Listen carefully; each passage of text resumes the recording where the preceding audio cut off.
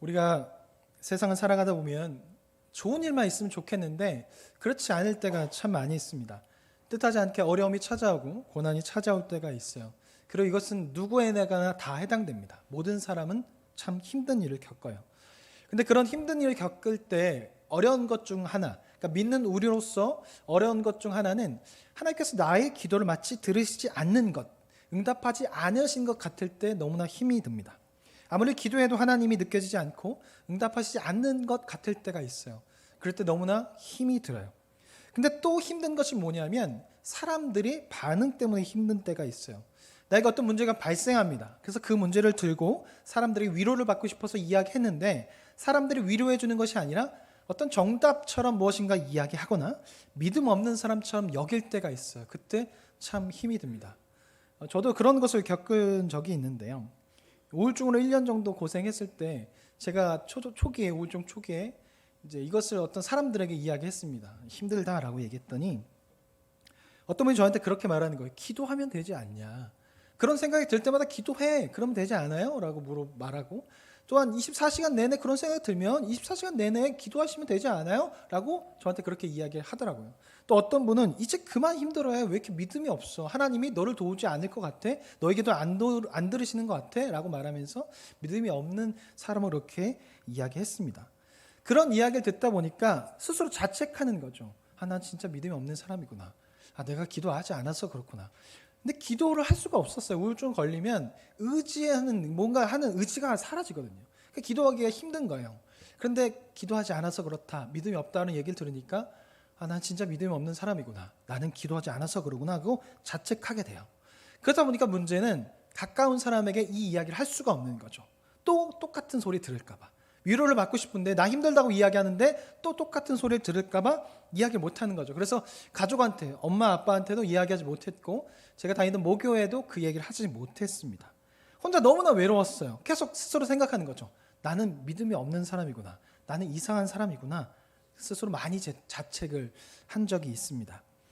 오늘 말씀에서 그리고 욥기 전반부에 걸쳐서 욥의 상황이 그래요. 욥의 외침에 하나님께서 들으시지 않는 것 같고 친구들은 욥을 믿음 없는 사람으로 여기고 가장 가까운 사람들이 욥을 멀리하고 있습니다. 얼마나 힘들겠어요. 하나님도 응답하시지 않는 것 같은데 주변의 사람들도 무시하고 떠나갔으니 너무나 힘든 거죠. 그런 상황 가운데 하는 말이 바로 오늘의 말씀입니다. 욥이 하는 고백이죠. 우리가 오늘 함께 나눌 말씀 욥기는 유명해요. 식당이나 회사, 그러니까 믿는 사람들이 운영하는 식당이나 회사에 가면 걸려 있습니다. 욥기의 말씀이 내 시작은 미약했으나 내 나중은 심히 장대하리라. 이 말씀이 욥기에 있습니다. 욥기 말씀인지 모르실 수도 있겠지만 욥기 8장 7절에 있어요. 아마 이 말씀이 어떤 배경에서 나온지 알면 요거 걸지 않을 거예요. 이게 되게 안 좋은 상황 가운데 나온 말씀이거든요. 근데 그걸 잘 모르니까 이 말씀을 걸고 은혜를 많이 받으신 분도 계시지만 이 말씀은 되게 안 좋은 상황 가운데서 나온 말씀이에요. 그만큼 이 욥기 말씀은요 많은 곳에 걸려 있고요. 또한 고난을 겪고 어려움을 겪는 사람들에게 욥기 말씀을 하기도 하고 욥기 말씀을 통해서 위로를 얻기도 하는 말씀이 욥기예요. 그런데 문제는 욥기 말씀이 생각보다 쉽지가 않습니다. 욥기를 읽다 보면 이해가 안 되는 부분이 있어요. 그리고 생각보다 길어요. 욥기는 42장까지 있습니다. 그러다 보니까 1장, 2장 무언가 좀 쉬운 것 같은데 이해가 되는데 3장부터 이게 뭔 말이야? 라는 생각이 들어요. 그런 이유가 있는데 첫 번째는 이 강단에서 이제 교회 전체 강단에서 욥기 설교가 1장, 2장 위주로만 설교가 됐던 거죠. 3장부터는 설교가 잘 안 됐어요. 그러다 보니까 1장, 2장 이런 거구나라고 읽다가 3장부터는 뭔가 이해가 되지 않는 거예요. 그러다 보니까 욥기 읽는데 어려움이 있고 두 번째는 욥기 히브리어 원문 자체가 어려워요. 그러니까 구약 성경이 히브리어로 기록되어 있는데 욥기 안에 등장하는 이 단어들이 욥기에만 등장하는 단어들이 많아요. 그러다 보니까 이거 하팍스 레고마논이라는 전문 용어가 사용되는데 보통 번역을 할 때는 이 단어와 다른 본문에 나와 있는 단어를 비교해서 이런 뜻이겠구나라고 생각을 하고 번역을 하게 되는데 욥기 안에만 나오는 단어들이니까 이것을 다른 본문과 비교할 수가 없는 거예요. 그러다 보니까 번역에 어려움이 생기고 두 번째 3장부터는 이제 운문 형태로 띄어요. 그러니까 시의 형태로 띄는 거죠. 그러니까 번역하는 것이 더 어려워요. 그렇게 번역된 것을 우리가 읽다 보니까 약간은 어려움이 있습니다. 그리고 세 번째 욥기가 어려운 이유는 1장, 2장의 내용만 설교를 듣다 보니까 3장부터 읽을 때 1장, 2장의 관점으로 욥을 보니까 욥이 마치 믿음을 잃어버린 것 같아요. 1, 2장에서는 믿음이 대단한 사람 같은데 3장부터는 믿음을 잃어버린 것처럼 보이니까 이것을 어떻게 받아들일지 잘 모르니까 욥기를 이해하기가 참 어렵습니다. 네 번째는요. 욥기 안에 나오는 규범적인 지혜와 반성적인 지혜에 대해서 잘 모르니까 우리가 규범적인 지혜를 가지고 욥기를 보다 보니까 어려워요. 이 규범적인 지혜와 반성적인 지혜에 대해서 지금부터 설명을 드릴 건데 주보에도 나와 있습니다. 물론 제가 아주 잘 설명해 드릴 거예요. 이해가 완전히 잘 되게 설명을 드릴 거예요. 잘 듣고 계시면. 그게 안 된다면 이따 끝나고 주보를 보시면 돼요. 지금 주보를 보시지 마시고 제가 설명할 땐 저를 보시고 끝나고 이해가 안 된다, 속으로 패야 되는데 잘 모르겠다, 그러면 그때 점심 드시면서 보시면 되고 지금은 저의 얼굴을 보시면서 설명을 드리면 됩니다. 욥기 안에 등장하는 주제 중 큰 주제 중 하나는 뭐냐면 규범적인 지혜와 반성적인 지혜의 대결이에요. 욥은 반성적인 지혜를 말하고 욥의 친구들은 규범적인 지혜를 말합니다. 그렇다면 규범적인 지혜는 무엇일까? 일반적인 원리 안에서 돌아가는 것을 말합니다. 인과응보를 말하죠. 콩 심은 데 콩 나고, 팥 심은 데 팥 나는 것, 심은 대로 거둔 것, 악인은 심판을 받고 의인은 복을 받는다. 이런 것들이 일반적인 원리 안에서 돌아가는 것, 그것을 규범적인 지혜라고 말합니다. 세상이 실제적으로 이렇게 돌아가요. 이 규범적인 일반적인 원 안에서 콩 심은 데 팥이 나지 않고 콩이 나죠. 그리고 씨를 심어야 열매를 얻게 됩니다. 그리고 계절로 따르면 우리나라 계절로 따지면 겨울이 지나야 봄이 옵니다. 그리고 봄이 지나면 여름이 오고 여름 다음에 가을이 와요. 갑자기 겨울 다음에 여름이 오지 않습니다. 겨울이 끝나지 않았는데 봄이 오지 않아요. 봄에 갑자기 겨울로 돌아가지 않아요. 이것이 일반적인 원리고 규범적인 지혜입니다. 성경에서도 이 원리를 따라서 기록이 되어 있습니다. 하나님께 순종하면 복을 받고 불순종하면 벌을 받고 심판을 받는다. 그래서 이 원리 안에서, 이 지혜 안에서 예언자들이 백성들에게 예언을 하죠. 말을 하죠. 돌이켜라. 돌이키지 않으면 심판을 받는다. 그런데 돌이키면 하나님께서 구원하시고 회복하신다. 이런 것들이 선지자들이, 예언자들이 계속적으로 예언서 안에서 이스라엘 백성들에게 하는 말들이에요. 이런 것이 규범적인 지혜입니다. 그리고 욥기 안에서 욥의 친구들이 욥에게 반복적으로 계속 이야기하는 것이 바로 이거예요. 규범적인 지혜. 그런데 문제는 욥의 친구들이 이 원리에서 벗어나면, 이 규범적인 지혜에서 벗어나면 무조건 다 틀렸다고 말하는 것이 욥의 친구들의 말이에요. 그렇다면 반성적인 지혜는 무엇일까? 규범적인 지혜와는 반대되는 거예요. 반성적인 지혜는 규범적인, 즉 일반적인 원리에도 예외가 있을 수 있고 그것과는 조금 다른 관점으로 보는 것이 반성적인 지혜예요. 그래서 욥기 안에서 욥은 계속 이 반성적인 지혜를 가지고 이야기합니다. 그래서 욥기는 일반적인 지혜, 원리를 따르는 규범적인 지혜와 친구들의, 그리고 욥의 반성적인 지혜가 계속 대결한다라고 볼 수가 있습니다. 남자들이 군대를 다녀오면 자기가 나온 것이 가장 힘들다고 이야기해요. 그러니까 같이 이야기하는 사람들 안에서 해병대나 뭐 특전사 나오지 않는 사람, 나온 사람이 있지 않는 이상은 보통 내가 나온 부대가 제일 힘들다고 말해요. 야, 나는 군대에 있을 때 이렇게 힘들었어라고 이야기합니다. 근데 저는 보통 대놓고 나 힘들었어라고 이야기하지 않고 아주 은근히 말해요. 은근히 나는 이렇게 대놓고 하지 않고 은근히 말을 합니다. 그래야 더 힘들었다고 생각을 하기 때문에 지금부터 제가 은근히 제 군생활 힘들었다는 것을 이야기해 볼 테니까 한번 들어보시기 바랍니다. 저는 군생활을 강원도에서 했어요. 강원도 화천군 상서면 산양 이리 4번 거리라고 불리는 곳에서 군생활을 했는데 제가 군대 가기 전에 그런 얘기를 많이 들었어요. 강원도는 돌이 많다. 그리고 강원도는 눈이 많이 내린다. 강원도 목사님 강원도 분이셔서 제가 강원도 욕하는 건 아니고 제가 들은 거고 경험한 것을 이야기하겠습니다. 돌이 많대요. 근데 진짜 돌이 엄청 많아요. 제가 포병 나와가지고 삽질과 곡괭이질과 해머질을 많이 했는데 삽질을 할 때마다 돌이 걸리는 거예요. 그리고 곡괭이질 할 때마다 돌이 걸려요. 그러니까 돌에 부딪히니까 띵, 이거 아시죠? 띵 해서 전기가 오르는 게 매번 해요. 그래서 땅을 좀만 팔더라도 엄청나게 시간이 걸리고 돌이 정말 한 무더기가 나와요. 그래서 땅을 파는 것이 너무나 힘든데 한 번은 훈련을 나가서 제가 포병을 나왔는데 제가 나온 포병은 어깨만한 포가 아니에요. 끌고 다니는 포예요. 155mm 7톤이 되는 그런 포예요. 그러니까 그 포를 끌고 와서 이제 방열이라고 말하는데 포를 이렇게 하고 땅을 파서 그걸 심어야 돼요. 포탄을 쏠려면. 근데 포탄을 쏠려고 이제 땅을 파고 있었는데 돌멩이 요만하게 보이는 거예요. 그래서 이제 포대장님, 중대장한테 이야기를 했죠. 돌멩이 나왔습니다. 포를 옮겨야 하지 않을까요? 했더니 야, 전쟁 났는데 돌멩이 있다. 전쟁 안 해. 빨리 파서 돌을 빼버려. 그리고 거기다 심어. 라고 이야기해서 거의 1시간을 팠거든요. 요만했던 돌멩이가 팔수록 이만해지는 거죠. 이거는 이제 포크레인이 오지 않는 이상은 돌을 팔 수가 없는. 그래서 포대장이 뭐 하는 거야? 하고 와서 봤는데 돌이 이만한 거죠. 그러니까 포대장이 결국 포를 옮겨.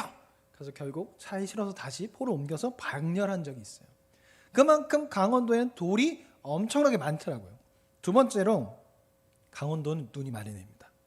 눈이 한 번 내리잖아요. 끝도 없어요. 계속 쌓여요. 그리고 눈이 한 이만해요. 그래서 눈이 내리잖아요. 진짜로 귀를 기울이면 퍽 떨어진 소리가 들려요. 진짜 퍽. 속으로 말도 안 되는 소리 하고 있네라고 생각할 수 있겠지만 제가 군생활했던 그 지역은 정말 눈 내리는 소리가 이렇게 퍽 하면서 눈 내렸던 곳에 눈이 떨어지잖아요. 눈이 흩어져요. 그만큼 눈이 크다는 거죠. 그리고 눈이 상당히 늦게까지 내립니다.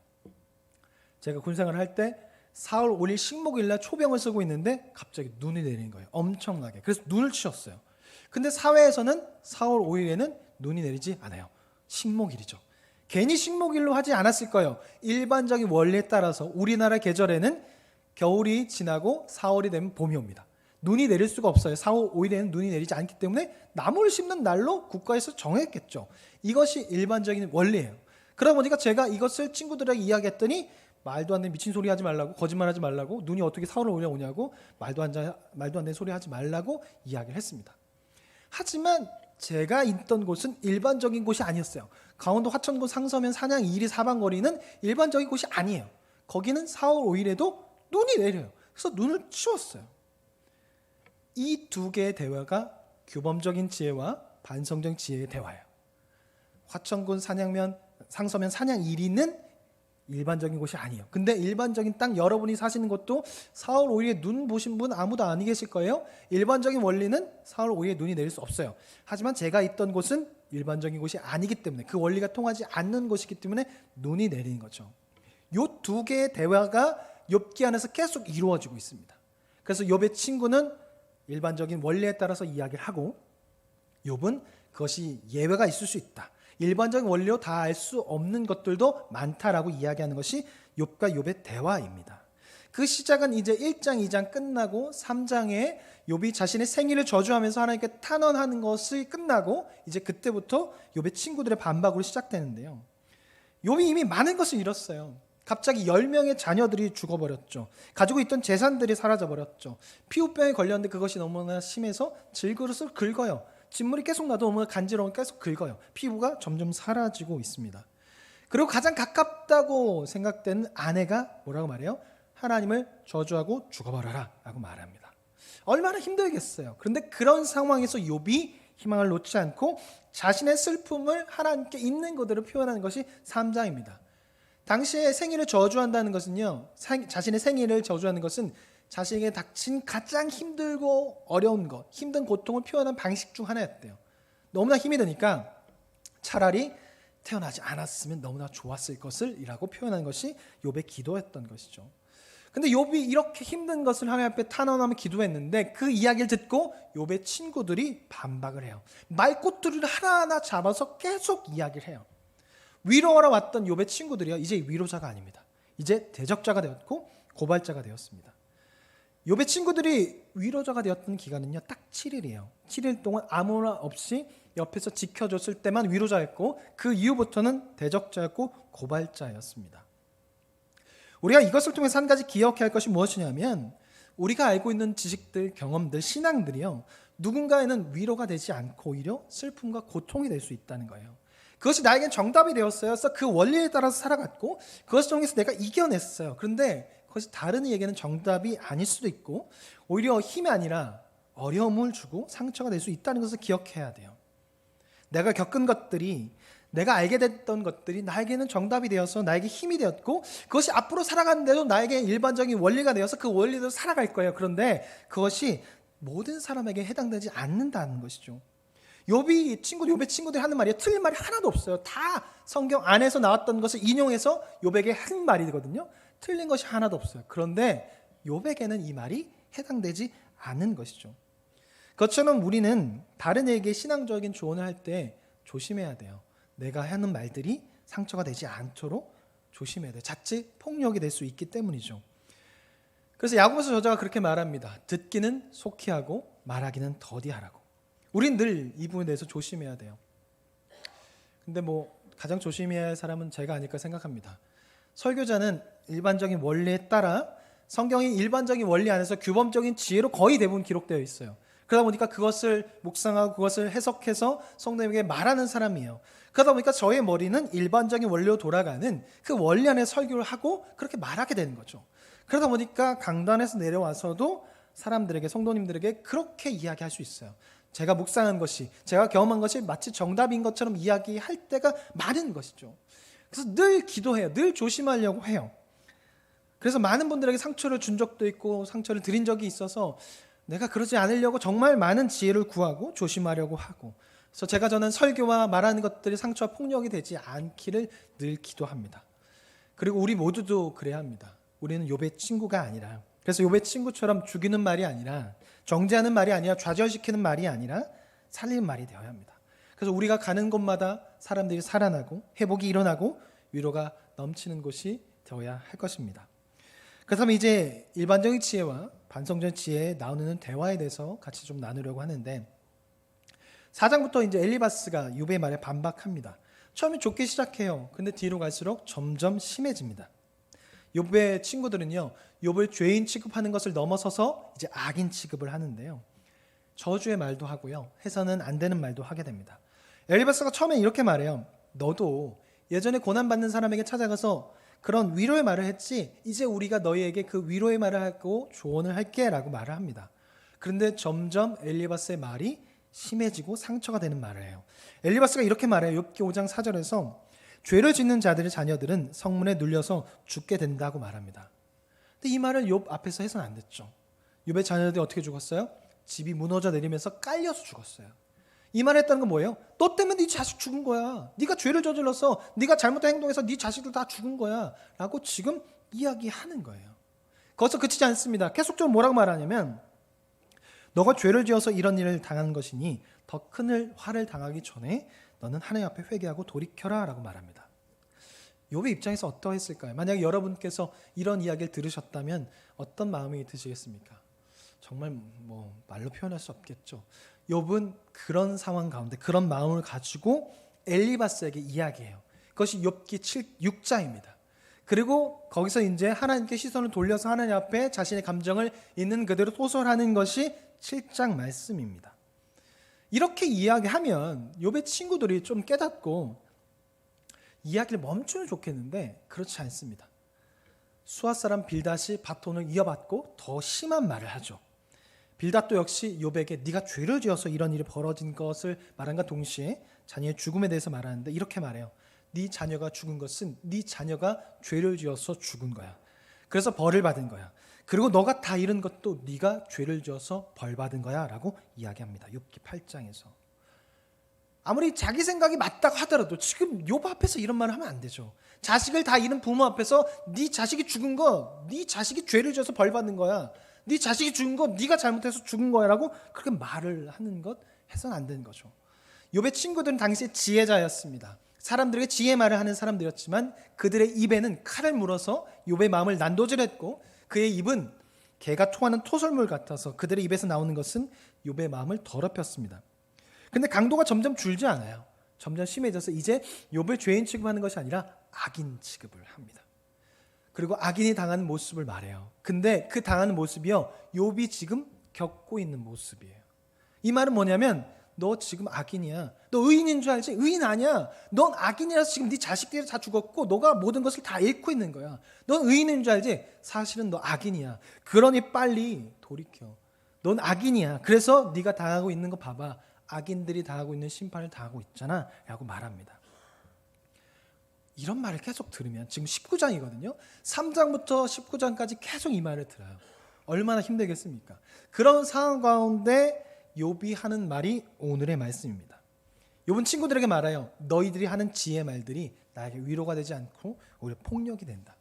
2절 말씀에서 너희는 내 마음을 괴롭히며 말로 뒷부수기를 언제까지 하겠느냐라고 말하고 3절에서 너희가 나를 10번이나 모욕하고도 부끄러워하지 않는다라고 말합니다. 욥은 자신이 당하고 있는 그것, 그리고 그 친구들 말로 인해서 당하고 있는 그 감정들을 그대로 말하고 있어요. 이제 그만 나를 정죄하라고, 이제 그만 나를 악인 취급하라고, 이제 나를 그만 죄인 취급하라고 말하고 있습니다. 그리고 이제 욥은 반성적인 지혜로 넘어가요. 너희가 나에게 죄가 있다고 말하고 너희가 마치 하나님이 되어서 나를 심판하라고 하는데 이 모든 것은 하나님께서 하시는 거고 심판하시는 분도 하나님이야 라고 말합니다. 내가 이렇게 된 것, 나의 앞길이 막힌 것, 내 명예가 바닥으로 떨어진 것, 희망의 뿌리까지 뽑혀버려서 죽을 지경에 이르게 된 것 모두 다 하나님께서 하신 일이야. 그러니 이 모든 것 하나님께서 하신 일이니 이제 더 이상 너희들은 나에게 네가 죄를 지어서 그렇게 된 것이니 네 자식들이 죄를 지어서 그렇게 된 것이니 라고 말하지 마. 그걸 통해 나를 악인 취급하지 말아줘 라고 말합니다. 욥이 너무나 많이 지쳤어요. 한 번도 아니고 계속적으로. 그리고 그 가운데 하나님은 아무런 응답도 하지 않는 것 같으니 이제 욥은 너무나 지쳐서 반박할 힘도 없고 기도할 힘도 없고 싸울 힘도 없습니다. 그래서 13장에서 뭐라고 말하냐면 나는 이제 외톨이가 되었다고 말하면서 외롭다고 말해요. 아무도 곁에 있지 않았다고 말해요. 사람들이 나를 악인 취급해서 다 무시한다고 말합니다. 형제들이 떠나갔고 친척들이 버렸으며 심지어 여종들과 고아마저도 무시한다고 말합니다. 당시 어린아이와 여종들은요 신분이 가장 낮은, 그러니까 사람 대접을 받지 못하는 사람들이었어요. 근데 그런 사람마저 욥을 무시했다는 것은요 이제 더 이상 사람들이 욥을 사람 취급하지 않는 거예요. 그냥 악 취급하는 거죠. 그냥 더러운 것 취급하는 거예요. 거기서 그치지 않습니다. 17절에 보면 가장 가까운 아내가 내 숨결을 싫어한다고 말해요. 친구들마저 떠났고 나에게 내가 사랑했던 사람들 모두가 원수가 되어 떠나버렸다고 말합니다. 근데 이 말했던 사람들이요 고난을 당하기 전에는요 다 욥에게 혜택을, 은혜를 받았던 사람들이에요. 욥은 부자지만 나눌 줄 아는 사람이었어요. 그 모든 것을 하나님께 나눴고 하나님께 드렸고 사람들에게 나눴습니다. 그래서 욥의 종들과 모든 사람들은요 욥의 주변에 있던 모든 사람들은 욥에게 은혜를 받았던 사람이에요. 혜택을 받았던 사람이에요. 그런데 고난이 찾아오자 그들이 욥을 배신하고 버리고 등을 돌리고 떠나간 것이죠. 욥이 얼마나 힘이 들었을까요? 그렇게 지치고 힘든 가운데 모든 것을 포기할 만한 상황 가운데 욥이 희망의 끈을 놓지 않습니다. 우리가 읽지 않았지만 25절부터 27절에 보면 모든 것을 포기할 만한 그런 상황 가운데 희망의 고백, 믿음의 고백을 하는데 우리 화면을 통해서 25절부터 27절 말씀을 한번 읽어보겠습니다. 자, 시작.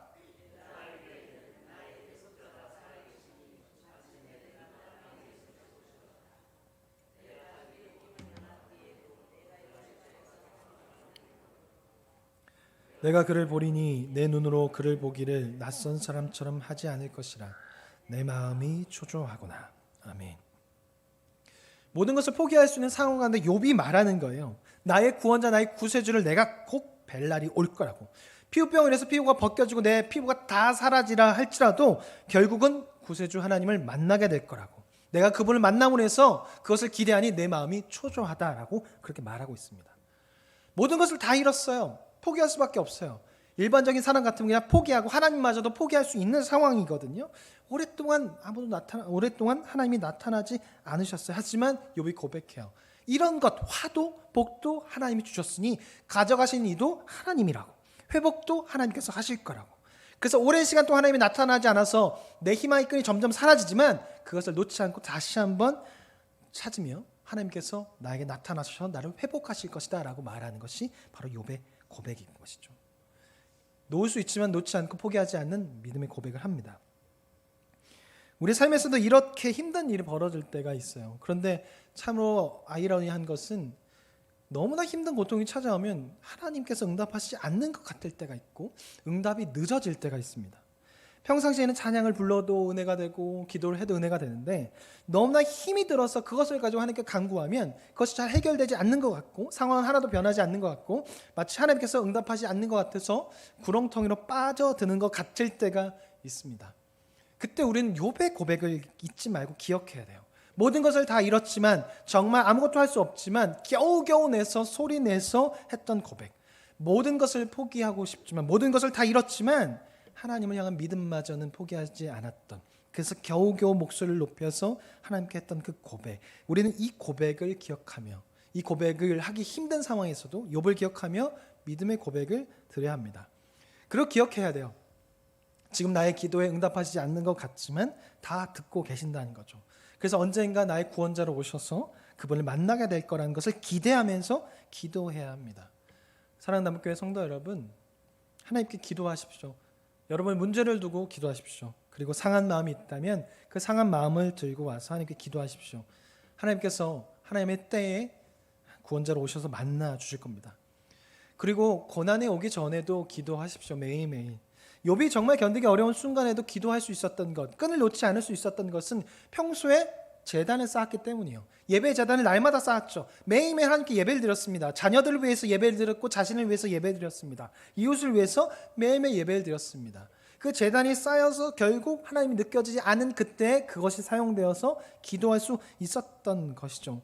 우리도 마찬가지입니다. 때로는 우리가 하는 기도가 아무 소용이 없는 것 같이 느껴질 때가 있어요. 매일매일 그 기도에 쌓고 새벽 기도에 나오고 날마다 그 정해진 시간 가운데 기도할 때 아무것도 느껴지지 않아서 내 기도는 헛된 것 같고 아무런 일이 벌어지지 않아서 이 기도는 아무 소용이 없는 것 같아서 포기하고 안 할 때가 있습니다. 그런데요, 그 기도의 시간이 쌓입니다. 계속 쌓여서 결국은 내가 고난이 닥쳐왔을 때 그것을 사용할 수 있습니다. 그래서 아무것도 느껴지지 않을 때 그때 쌓였던 그 기도가 사용되어서 포기하지 않고 하나님을 찾게 되는 것이죠. 지금 하는 기도가요, 지금 아무런 도움이 되지 않는 것처럼 느껴질 수 있지만 훗날에 고난이 찾아왔을 때, 어려움이 찾아왔을 때 그때 그것이 사용됩니다. 사랑하는 남교회 성도 여러분, 날마다 기도하십시오. 그리고 쉬지 말고 기도하십시오. 주님께서 지금도 듣고 계시고 응답하실 것입니다.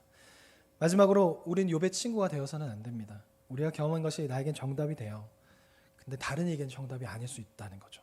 우리의 경험이, 우리가 알고 있는 하나님을 향한 지식이 폭력이 되지 않기 위해서는 주님의 마음을 구해야 합니다. 우리 안에 주님의 마음이 있다면 우리는 그 마음 가지고 살아가고 그 마음을 통해 말할 때 폭력이 아닌 위로가 될 것입니다. 우리의 경험과 지식이 폭력이 아니라 위로가 될 수 있도록 오늘도 주님의 마음을 구할 수 있는 우리가 되었으면 좋겠습니다. 같이 찬양하고 기도하겠습니다.